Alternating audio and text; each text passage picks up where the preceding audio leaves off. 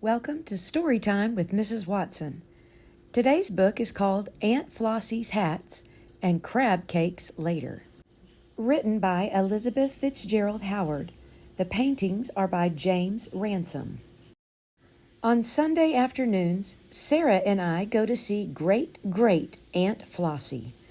Sarah and I love Aunt Flossie's house. It is crowded full of stuff and things, books and pictures and lamps and pillows, plates and trays and old dried flowers, and boxes and boxes and boxes of hats. On Sunday afternoons, when Sarah and I go to see Aunt Flossie, she says, "Come in, Susan, come in, Sarah. Have some tea. Have some cookies.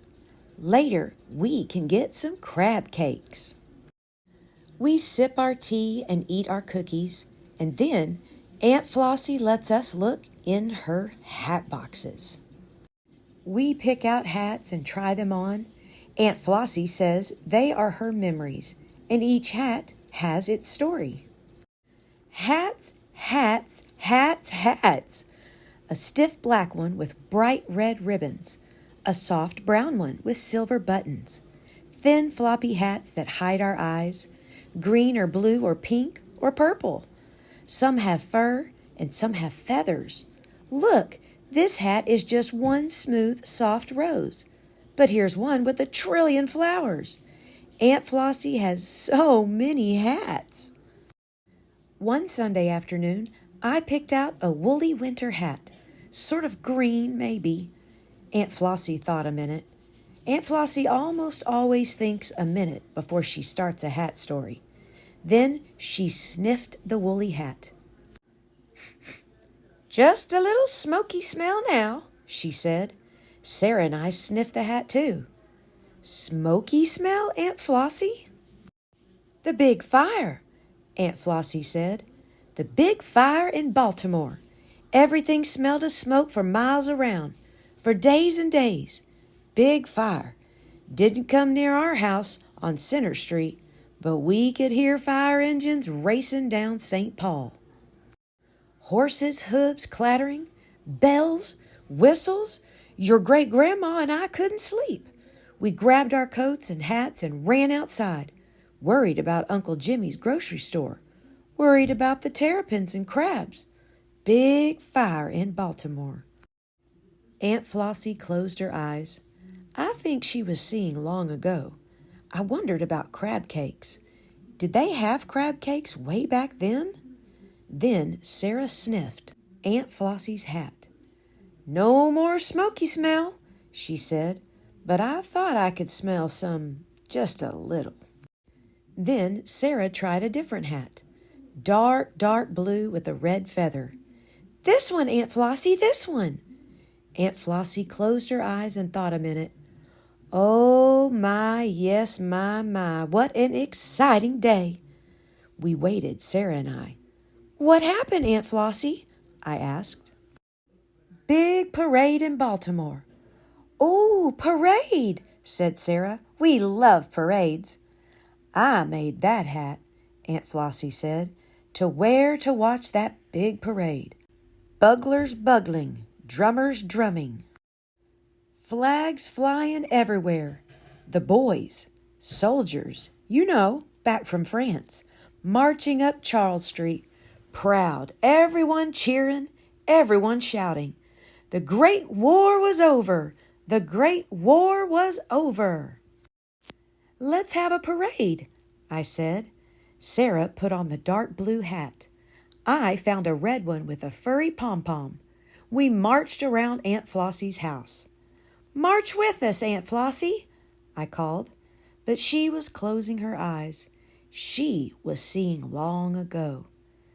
"Maybe she's dreaming about crab cakes," Sarah said. Then we looked in the very special box. "Look, Aunt Flossie, here's your special hat." It was the big straw hat with the pink and yellow flowers and green velvet ribbon. Aunt Flossie's favorite best Sunday hat. It's our favorite story because we are in the story, and we can help Aunt Flossie tell it. Aunt Flossie smiled. One Sunday afternoon, she said, we were going out for crab cakes, Sarah and Susan. And Mommy and Daddy, I said. And Aunt Flossie, said Sarah. Aunt Flossie nodded.